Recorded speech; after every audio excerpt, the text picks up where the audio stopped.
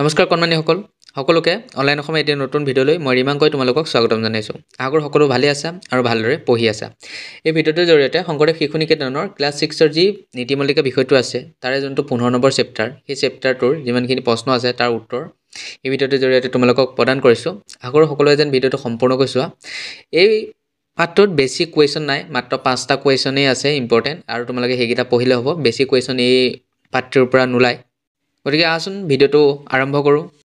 নীতিমালিকা বিষয়টিৰ 15 number চেপ্টাৰটোৰ নাম হৈছে পৰিশ্ৰমে উদ্গতিৰ আহিলা। ইয়াৰে প্ৰথমটো প্ৰশ্ন আছে, সুস্থ সবল হৈ থাকিবলৈ মানুহে কি কৰিব লাগে? ইয়াৰ উত্তৰ হিচাপে তোমালোকে লিখিব পাৰা যে সুস্থ সবল হৈ থাকিবলৈ মানুহে পুষ্টিকৰ খাদ্য গ্ৰহণ কৰিব লাগে। ইয়াৰ উপৰিও শাৰীৰিক ব্যায়াম কৰিব লাগে আৰু প্ৰয়োজনীয় টোপনি মাৰিব লাগে। এইকণ লিখিলে হ'ব। তাৰপিছত 2 নম্বৰটো আছে স্বাস্থ্য ৰক্ষা মানে কি বুজা। ইয়াৰ উত্তৰ হিচাপে তোমালোকে লিখিব পাৰা যে স্বাস্থ্য ৰক্ষা মানে হৈছে বিভিন্ন ৰোগৰ পৰা নিজকে মুক্ত কৰি ৰখা বা নিজকে বচাই ৰখা। তাকে আমি কি বুলি ক'ব পাৰোঁ? স্বাস্থ্য ৰক্ষা বুলি ক'ব পাৰোঁ। তাৰপিছত আছে 3 নম্বৰটো আছে শৰীৰ মাদং খলু ধৰ্ম সাধনম মানে কি? ইয়াৰ উত্তৰ হৈছে শৰীৰ মাদং খলু ধৰ্ম সাধনম।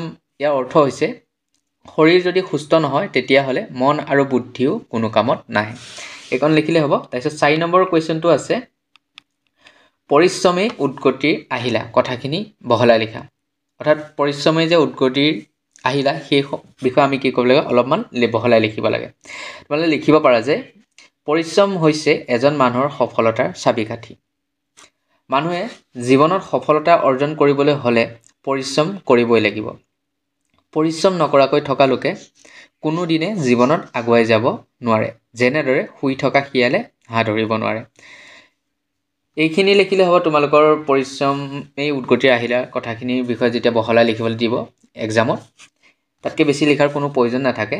তাৰপিছত 5 নম্বৰ কুৱেশ্যনটো আছে কোন কেইজন কবিৰাজক বাদ দি মানুহে জীয়াই থাকিব নোৱাৰে?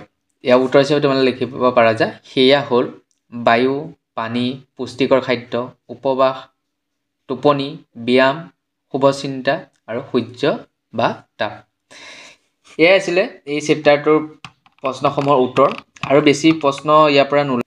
ইমানকেইটা প্ৰশ্নই তোমালোকৰ এই চেপ্টাৰটোৰ পৰা ওলাব। গতিকে আশা কৰোঁ তোমালোকে ভিডিঅ'টো ভাল পালা। যদি ভাল পালা লাইক কৰিবা, শ্বেয়াৰ কৰিবা আৰু ছাবস্ক্ৰাইব কৰি ৰাখিবা যাতে নতুন ভিডিঅ'বোৰ তোমালোকে পাই থাকা। গতিকে আজিলৈ ইমানেই।